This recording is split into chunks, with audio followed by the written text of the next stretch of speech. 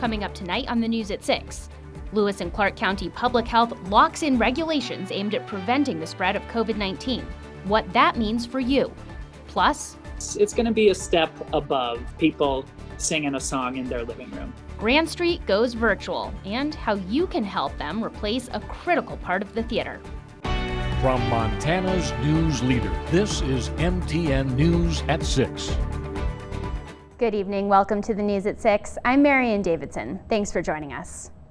Well, our top story tonight, the Lewis and Clark City County Board of Health unanimously adopted emergency rules and regulations for the COVID-19 pandemic. MTN's John Riley has the latest. Much of the emergency rules and regulations in response to the COVID-19 pandemic adopted by the Lewis and Clark City County Board of Health Thursday are already in effect under Governor Bullock's current order. The board chose to adopt the rules locally due to the uncertainty of what might happen under Governor-elect Gianforte's administration. Public Health Officer Drenda Neiman said until vaccination is widely available, these regulations are the only tools available. Without the masks and the distancing and these other comprehensive efforts that we have had, it's likely that we would have had to be under a more strict lockdown situation. Face covering requirements will continue, as will limit on event sizes. Gyms were added to the capacity and hour limits with bars, restaurants, and casinos, and schools, including colleges, were added to the list that require indoor face coverings. The board also set a defined criteria for when the rules will get more or less restrictive, or end entirely. Those criteria are based on certain COVID thresholds of the community. Public comment on the rules saw mixed reactions. The county commissioners and the City of Helena Commission sent letters of support for the rules. City Commissioner Sean Logan, speaking on his own behalf, objected to the rules, saying there wasn't enough input from the community. With an issue as important as this, one that greatly affects the lives and livelihoods of the citizens, businesses, and employees in Lewis and Clark County, there should be a high level of transparency. That does not seem to be the case here, and I cannot support this action by the Board of Health.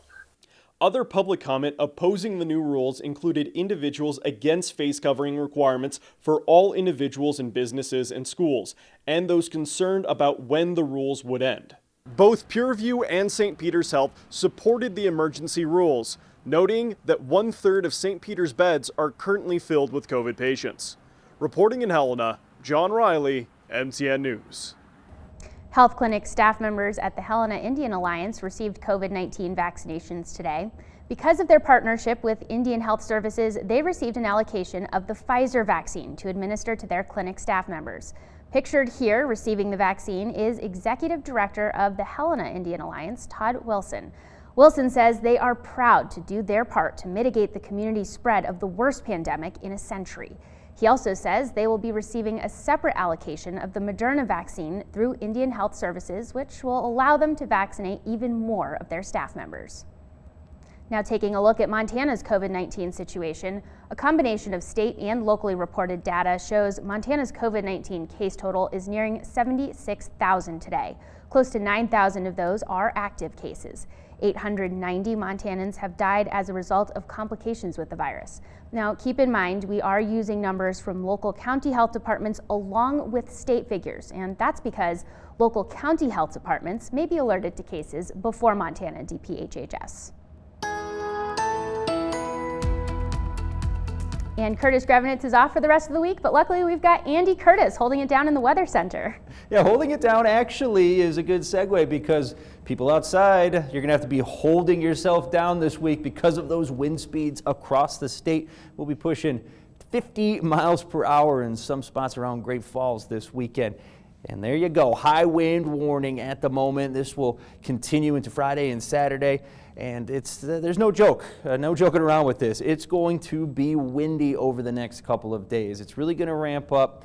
And like I just mentioned, in the Great Falls area, especially in north of there, wind speeds could get as high as 50, 55 miles per hour. And leading up to that, we're expecting 30 to 40 mile per hour wind speeds tomorrow, Saturday, 40 and above. So really, really windy next couple of days. And also very warm forecast ahead of us. Temperatures reaching 50 degrees that same day that we're going to be reaching 50 miles per hour in the wind speed. And there is snow in the forecast, but a little later next week. I'll tell you more about that in the full forecast. Thanks for that, Andy. The 5-person panel that will draw new legislative district boundaries in Montana has a new chairperson. But it still is not known if Montana will be getting a new congressional district next year. The Montana Supreme Court this week appointed former law professor and Confederated Salish and Kootenai tribal attorney Mahlon Smith. She'll take the place of former University of Montana President Sheila Stearns, who retired for personal health reasons. The Districting and Apportionment Commission has 5 members, 2 Republicans and 2 Democrats, and the chair. The Montana Republican Party this week criticized the selection of Smith, saying she has a background of donating to Democratic candidates. But Democratic Commission member Kendra Miller says Smith has a solid reputation in the legal community. Miller also said census results determining whether Montana gets another congressional district might not be submitted until late January. The commission redraws Montana's legislative district boundaries every 10 years to reflect population changes from the census. And Helena's Grand Street Theater is set to host their annual holiday benefit virtually this year. And this year, fundraising is particularly important. MTN's Alexi Aguayo reports. Grand Street Theater says this year's holiday benefit will not be your average virtual performance. We've really been working very hard over the last several weeks to kind of edit together a really beautiful looking event. It's going to be a step above people singing a song in their living room. The theater says they've upped their production quality by having performances filmed on stage with added editing effects to make it seem like even from your own home, you feel you are in the theater live. In years past, this has been a pretty popular event, and it's almost always sold out, which means 200 people get to see it. This year, the silver lining is that as many people who want to watch will have an opportunity to do so. Having more people able to watch the benefit gives Grand Street Theater a big opportunity to get a head start in their fundraising goals. They admit 2020 has been a difficult year for them financially. This benefit will kick off their 2021 goals, like purchasing a new air conditioning system. Our HVAC system broke in August. And so that's a really important thing for the theater, to be able to circulate air. And going forward, especially in COVID times, we like to be able to circulate that air. And so it's a really big and expensive deal for the theater. The theater says they will need to raise over $200,000 over the course of next year for their new system. In Helena, I'm Alexi Aguayo, MTN News. And still ahead on the news at 6, how one ballet company is keeping a tradition alive.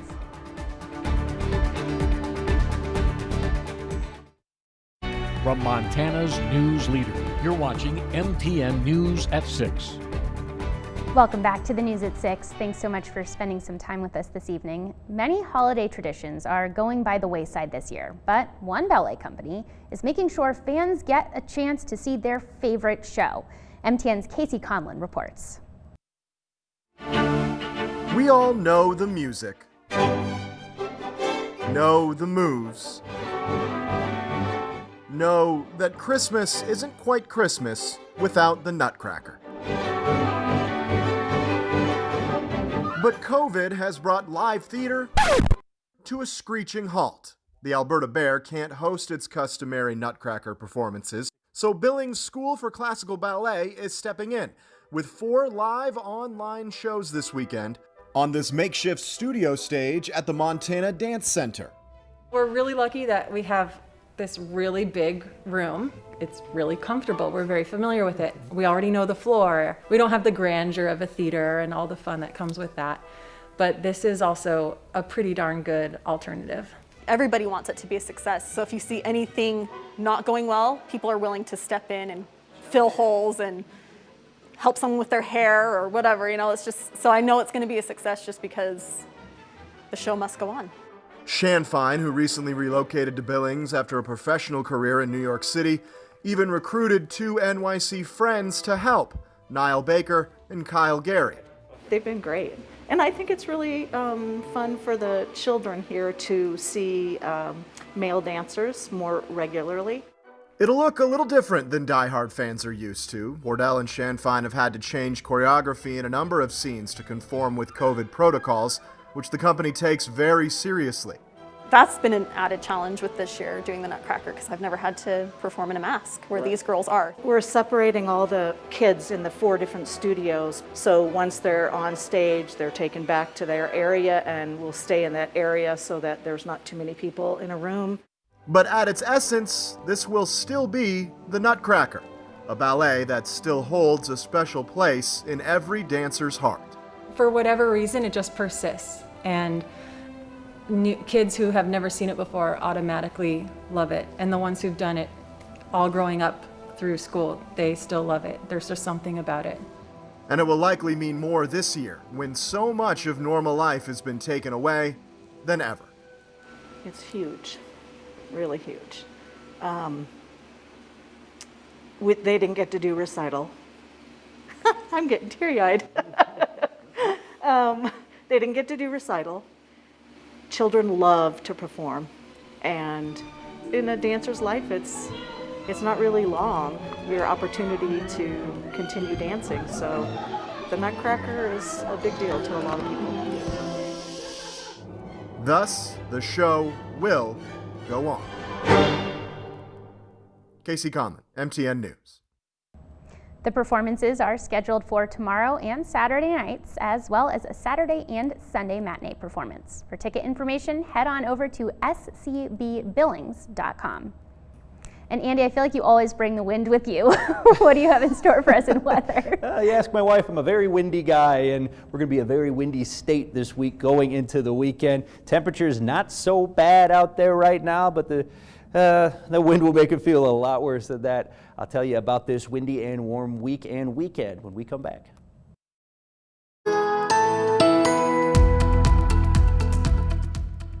Welcome back, everybody. Andy Curtis filling in for Curtis Grevenance tonight and taking a look at Great Falls. 35 degrees out there right now, and really the winds, it's not too bad at the moment. You may disagree with me if you're outside watching this broadcast through a window or something and you're trying to stay upright. Maybe you feel that 15 is a little too fast for you, but it's going to get a lot faster than that in Great Falls and in Helena and across a good chunk of our state the rest of this week and into the weekend. 37 in the capital city right now. Wind not too bad there either, 8 miles per hour, so it feels like 31 degrees. And here's the temperatures across the state. Pretty warm for this time of the year, if you ask me. 37 in Lewistown, Havre 36, Cut Bank a balmy 34. Where some of even the colder spots, Dillon 28 degrees. Usually would be a little cooler than that right now. But here's what I'm talking about. Here is the big story for tomorrow, Saturday, Sunday, and probably even into Monday a little bit, is that wind speed. 15 miles per hour in Havre right now, not bad. 26 in Cut Bank, okay, we're getting there. We're getting a little worse. 15 like we saw in Great Falls, 9 in Lewistown. So, I'll get out of the way so you can really just take a mental picture and enjoy these wind speeds, because they're going to kick up over the next couple of days. Shouldn't be bringing any snow or rain with them, at least in our neck of the woods. Out west a little bit farther, Missoula, Kalispell, of course, up by Glacier, maybe getting some more rain-snow mixture, more on the snow side. But a lot of that weather, not getting to Helena, not getting to Great Falls. Continental Divide is kind of acting like a snow fence, cutting it off and shielding from the worst of it. But people out on the East Coast, they aren't seeing any shield today. Parts of Michigan and Ohio, of course, I'm sure you've heard about the nor'easter up along the East Coast. Looks like it's starting to blow out a little bit, but they got hit pretty hard with snow over the last couple of days. Here, no snow to speak of until maybe Saturday night into Sunday. Friday, not a lot going on. Some snow higher up elevations, of course. And we get in the Friday afternoon, you can see some of that weather moving this direction. And there it is. Temperatures are going to be too warm for snow, just straight snow, as we head into the weekend. But don't be shocked if you see a few flakes, more on the rain-snow mixture side of things, moving into our area Saturday morning. Not so much Friday, not so much Saturday afternoon, a little bit Saturday morning, of course, but then we get into Saturday night. And, well, that's when things will start to change on the snow front. Here, just to reiterate my point, snow forecast tracker, measuring the inches that we can expect, pretty much non-existent here. Of course, out west, like I was saying, Kalispell up around Glacier, Missoula, getting a little bit more than, well, a lot more than what we'll be seeing. But Saturday into Sunday, that's when things will change. Temperatures will start to drop Monday into Tuesday. So Saturday, Sunday, Monday even, we're still on the warm side. So you see a lot of rain, snow mixture, more rain than snow, of course, unless you're up in the higher elevations. But Monday into Tuesday, temperatures are going to nosedive. And look at that, a good chunk of the state, if not the entire state, will be seeing snow in some way, shape, or form on Tuesday. Wednesday, things will start to clear out before we get hit, possibly again a little bit closer to Christmas with this coming in on Friday of next week. So Friday, temperatures again in the 40s, so pretty unseasonably warm with a good amount of wind. Saturday, unseasonably warm as well with a good amount of wind. And then Sunday, temperatures, at least in the Great Falls area, we're going to be in the 50s and expect some rain. But Monday into Tuesday, there's that nosedive, and that's when we can expect to see that snow is on Monday into Tuesday, where we'll drop a good 20 degrees from what we're seeing, at least in Great Falls. Helena 37 tomorrow, 40 on Saturday, 47 on Sunday with that rain-snow mixture expected. Into Monday, that's when it turns into snow, a good 10, 11 degree drop as snow is expected on Tuesday. So warm temperatures, windy conditions over the next couple of days into the weekend, but temperatures will drop back to normal, and we hopefully will see some snow, some good snow, some seasonal snow on Tuesday. But that's what it's looking like right now.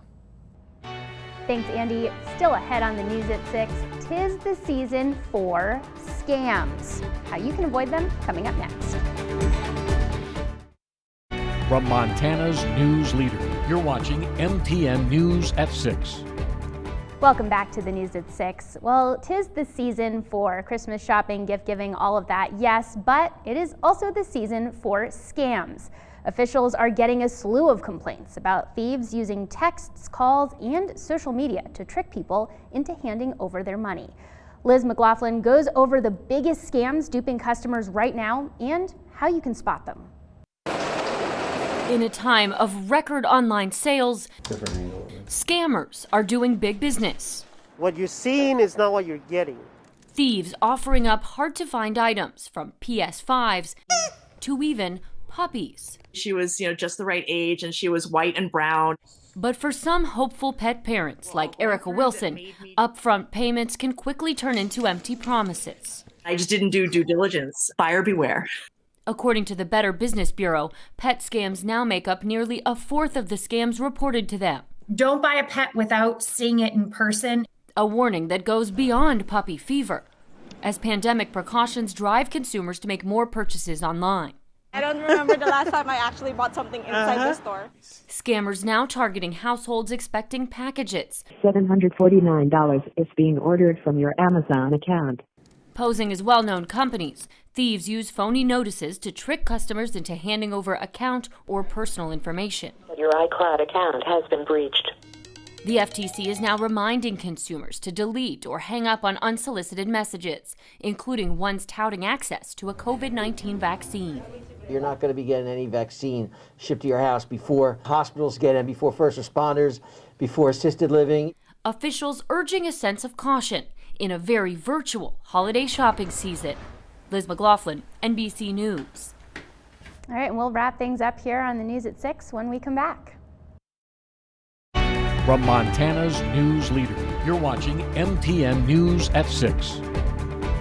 Welcome back to the news at 6. As usual, we saved a very sweet story for last. Some young hospital patients in Houston, Texas got an eyeful this morning. A couple of superheroes dropped in to say hello. Suspended from above, Batman and Superman descended down the side of the MD Anderson Cancer Center to pay a visit to some of the center's youngest patients. They eventually joined Santa, his elves, and a few more superheroes handing out presents to the children. Don't think you're going to want to be trying anything like that around here over the next couple of days because of the wind. Might cause more problems for you. Look at the wind speeds tomorrow, 21 miles per hour, and that's on the low side of things. 31 Saturday, 26 on Sunday, and then Monday things will start to calm down around the Helena area at least. Temperatures are looking unseasonably warm too over the next couple of days, getting as high as 47 around Helena on Sunday, and expect a good rain-snow mixture to roll through the area. We won't really be seeing snow until Tuesday around here when temperatures take a nosedive, but until then, we're in the 40s and 54 on Sunday. Again, some good rain-snow mixture expected, and here's more of that wind. 36 miles per hour on Friday, 48 on Saturday, and pushing into the 55 range on Sunday. So it's going to be a pretty unseasonably warm week heading into the weekend. It's going to be very windy, so those two things usually mix together around here this time of year, and we'll see some rain and snow before we actually see snow. Thanks, Andy. Well, that does it for the news at 6. We'll be back here tonight at 10 with your latest news headlines and, of course, another look at that weather. Have a great evening.